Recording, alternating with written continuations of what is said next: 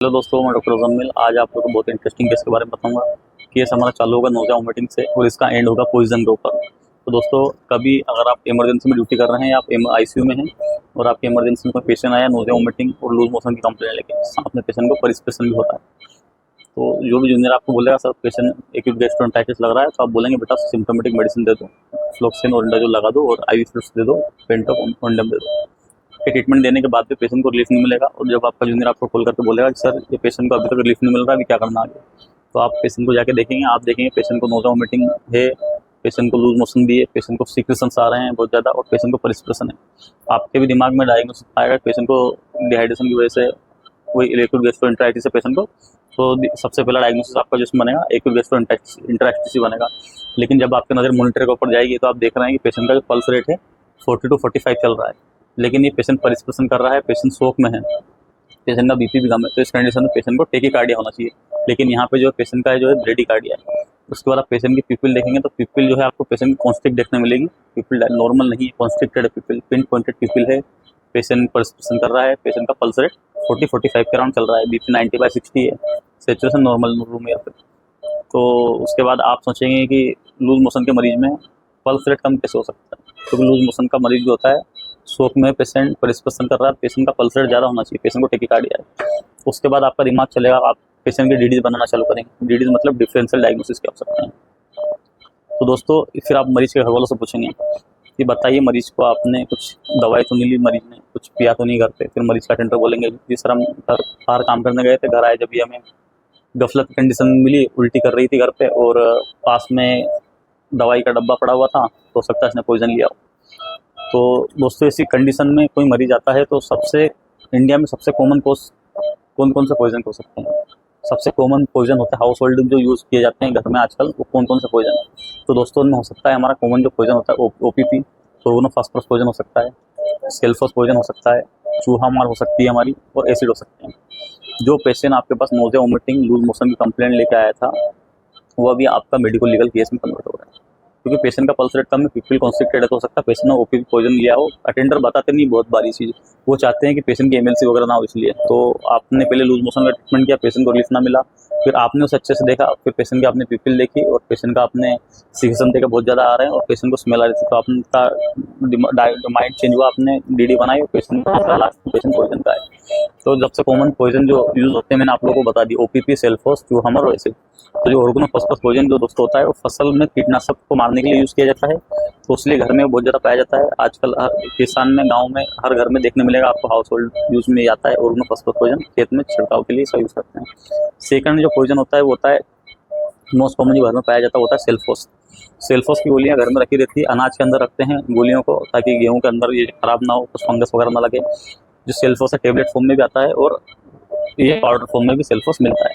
उसके बाद नेक्स्ट जो आती है जो हाउस होल्ड में यूज होने वाली पॉइजन, वो होती है चूहा मार। चूहों को मारने के लिए दवा मिलती है, चूहा मार घर में रखी जाती है। ये जो हम इसे मिठाई में बांध के रख देते हैं, आटो के गुच्छे बना के उसमें डाल के रख देते हैं चूहा मारने के लिए। नेक्स्ट जो पॉइजन होता है वो होता है एसिड। एसिड जैसे कि जो होता है फ्लोर क्लीनिंग के लिए हम सकते हैं घर में, टॉयलेट क्लीन के लिए हम एसिड रखते हैं, नेल पॉलिश क्लीनर होते हैं। तो इस तरह के common poison household India में मिलते हैं। तो इसमें से भी कुछ पेशेंट ने लिया है, तो ये आपको रूल आउट करना कौन सा लिया है। तो सबसे पहले हम बात करेंगे ओपीपी की, ऑर्गेनोफॉस्फेरस पॉइजन। अभी मैं आप लोगों को 1 by 1 बताऊंगा इन पॉइजन के बारे में, उसके बाद डिटेल में डिस्कस करेंगे हम अलग अलग पॉइजन के बारे में। तो सबसे पहले हम बात करते हैं ओपीपी, ऑर्गेनोफॉस्फेरस पॉइजन, जो कि पेस्टिसाइड होता है। फसल में जो कीटनाशक होते हैं, जो कीड़े होते हैं, उनको मारने के लिए इसका यूज़ किया जाता है। अगर बात करें कोई पेशेंट, कोई इंसान अगर ओपीपी, ऑर्गेनोफॉस्फेरस पॉइजन ले लेता है, तो उसमें हमें क्या क्या साइन एंड सिम्टम देखने मिलेंगे। तो दोस्तों, जो ओपीपी पॉइजन होता है उसके 2 तरह के इफेक्ट होते हैं।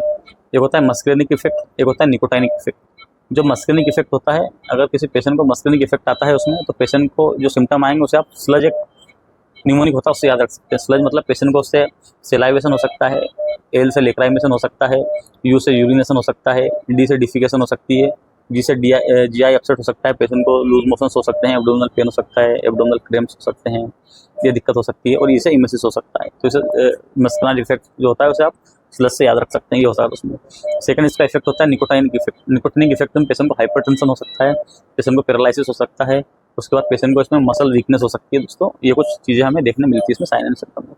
अगर बात करें पॉइजन को पता कैसे करेंगे कि ये पेशेंट ने ओपीपी पॉइजन लिया है, क्योंकि हमारे पास जो पेशेंट आया नोजिया वोमिटिंग लूज मोशन लेकर आया है, तो पेशेंट को मस्केनाइट इफेक्ट जो है उसके एक्टिव है, तो इसलिए पेशेंट को nausea vomiting urination diarrhoea perspiration हमें सब देखने मिल रहा है, पीपल कॉन्ट्रैक्टेड है, सारे सिम्टम हमें इसमें देखने मिल रहा है। तो ये पेशेंट जो हमारा नोजिया वोमिटिंग का जिसका हमने डायग्नोसिस लूज मोशन लेके हम ट्रीटमेंट कर रहे थे, वो अभी हमारा मरीज कन्वर्ट हो गया है ओपीपी ऑर्गेनोफॉस्फोरस पॉइजन का वो मरीज है। उसके अटेंडर ने बताया कि हम बाहर गए थे, जब घर आए तो ये उल्टी कर रही थी और साथ में हमारे जो कीटनाशक की दवाई थी इसके पड़ी हुई थी, हो सकता है इसने पिया हो। तो अभी आपको कंफर्म हुआ कि ये आपकी मरीज ऑर्गेनोफॉस्फोरस पॉइजन की है। तो ऑर्गेनोफॉस्फोरस पॉइजन अगर किसने लिया है तो हम उसे कैसे कंफर्म करेंगे, तो सबसे पहले आप उसे स्मेल करेंगे, पॉइजन को स्मेल करेंगे। जब हम स्मेल करेंगे पेशेंट को सूंघेंगे तो उससे स्मेल आएगी वो कैसी रहेगी, केरोसिन जैसी, केरोसिन लाइक स्मेल आएगी। उसके बाद अगर बात करें जो दरवाजे पे पेंट किया जाता है, पेंट करने में जो स्मेल आती है, इस टाइप की स्मेल आपको ऑर्गेनोफॉस्फोरस पेशेंट से आएगी। तो इस तरह से आपको देखना है कि पेशेंट को अगर ऑर्गेनोफॉस्फोरस पॉइजन है तो ये हमें देखने मिलेगा। स्मेल करना है पेशेंट को पहले, स्मेल के बाद इसके दो इफेक्ट होते हैं, मस्कुलाइन इफेक्ट और निकोटाइनिक इफेक्ट, ये मैंने आप लोगों को बताया। इसके बाद नेक्स्ट ये तो हुआ ओपीपी पॉइजन के बारे में। उसके बाद जो सेकंड यूज होता है इंडिया में कॉमन जो होता है सल्फर पॉइजन। अगर कोई पेशेंट सल्फर पॉइजन लेता है तो क्या हो सकता है ये आप लोग को मैं बताऊंगा। दोस्तों सल्फर पॉइजन के अंदर जो कंपोजिशन होता है वो होता है एल्यूमिनियम फॉस्फाइड, और ये टेबलेट फॉर्म और पाउडर फॉर्म दोनों में आता है। अगर बात करें कैसे पता करेंगे, अगर कोई पेशेंट ने सल्फोस लिया है, अगर वही नोजिया वोमिटिंग वाले पेशेंट ने हमारे पास जो आया तो उसको आपको स्मेल करना है। तो स्मेल करेंगे आप तो गार्लिक स्मेल आएगी, आपको फिशी लाइक स्मेल आएगी, लहसन की जैसी स्मेल आएगी। और जब आप मछली बाजार से निकलोगे तो मछलियों की जो स्मेल आती है फ्रेश फिश की, उस तरह की फिशी स्मेल आएगी।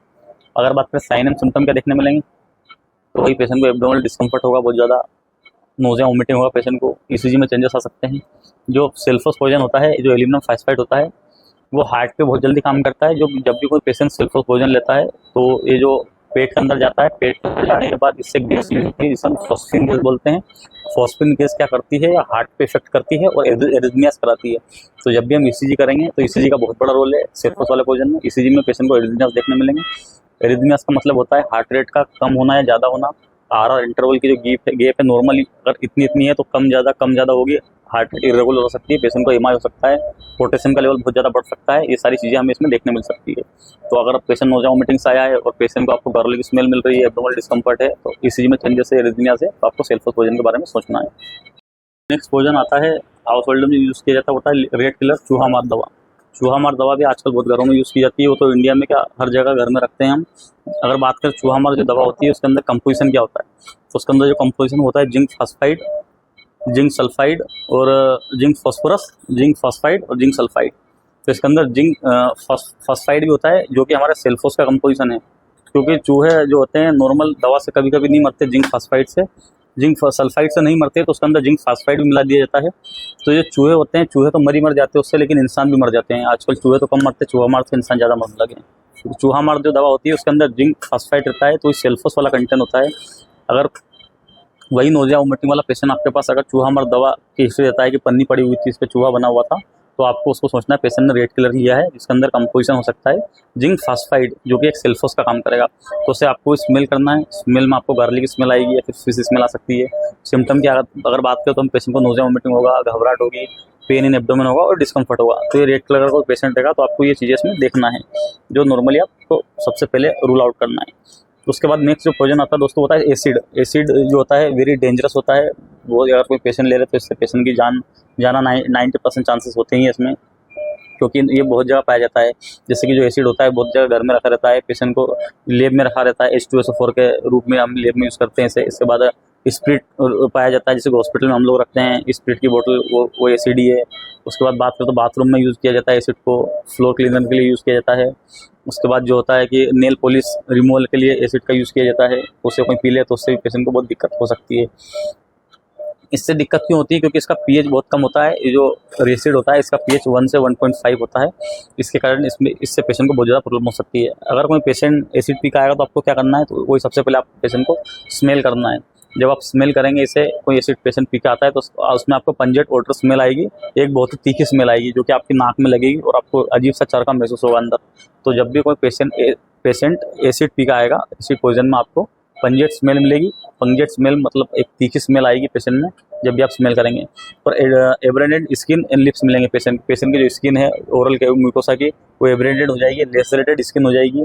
जो लिप्स है, लिप्स पे अल्सरेशन बन जाएंगे, छाले बन जाएंगे, इन्फ्लामेशन पेशेंट को हो जाएगा, चाकी वाइट टीथ हो जाएंगे, जो दांत पे मरीज के चाकी वाइट हो जाएंगे, पूरा वाइट हो जाएंगे, क्योंकि एसिड क्या करता है, जला देता है। तो दांत जो अगर वाइट पीले हैं पेशेंट के, तो दांत जो है वाइट हो जाएंगे पेशेंट के, वाइट चाकी टीथ जिसे हम बोलते हैं। उसके बाद में एक जो सिम्टम देखने मिलेगा हमें इसमें, होर्सनेस ऑफ वॉइस मिलेगा। अगर पेशेंट का लेरिंग्स का इन्वॉल्वमेंट हो चुका है एसिड की वजह से, तो पेशेंट की आवाज़ भारी हो जाएगी, होर्सनेस ऑफ वॉइस हमें उसमें देखने मिलेगी। उसके बाद पेशेंट ने अगर एसिड लेगा तो एसिड के कारण पेशेंट का पूरा अपर जीआई ट्रैक्ट जल जाएगा, बर्निंग सेंसेशन होंगे पेशेंट को, सीवियर बर्निंग सेंसेशन होते हैं अगर कोई पेशेंट एसिड पी लेता है, उसके कारण अपर जीआई सिम्टम में हमें उसे देखने मिलेंगे। उसके बाद एक्यूट एब्डोमिनल पेन होगा, पेशेंट को बहुत ज़्यादा सीवियर पेन होगा, सीवियर इन्फ्लामेशन हो जाएगा, पूरा उसका इसोफेगस पे स्वेलिंग आ जाएगी, पेशेंट को अल्सरेशन हो जाएंगे, छाले बन जाएंगे। तो इस तरह से आपको अगर कोई पेशेंट एसिड पी के आता है तो उसे इस तरह से देखना है। तो दोस्तों ये मैंने आप लोगों को बताया कॉमन जो हाउस होल्ड में यूज़ किए जाने वाले पॉइजन, ओरोनोफॉस्फस पॉइजन, सेल्फस पॉइजन, चूहा मार और एसिड। अभी मैं आप लोगों को नेक्स्ट लेक्चर में 1 बाय 1 इन चारों पॉइजन के बारे में डिटेल में बताऊंगा, कैसे हम इन्हें एग्जामिन करेंगे, क्या इनमें जाँचें कराएंगे, क्या इनका ट्रीटमेंट रहेगा और कैसे हम इन्हें मैनेज करते हैं। अभी मैंने आप लोगों को नॉर्मल इनका इंट्रोडक्शन कराया है। अभी इसके आगे लेक्चर आने वाले 3 से 4 पॉइजन सीरीज पे सब में आपको मैं एक एक पॉइजन को डिटेल में बताऊंगा। Thank you.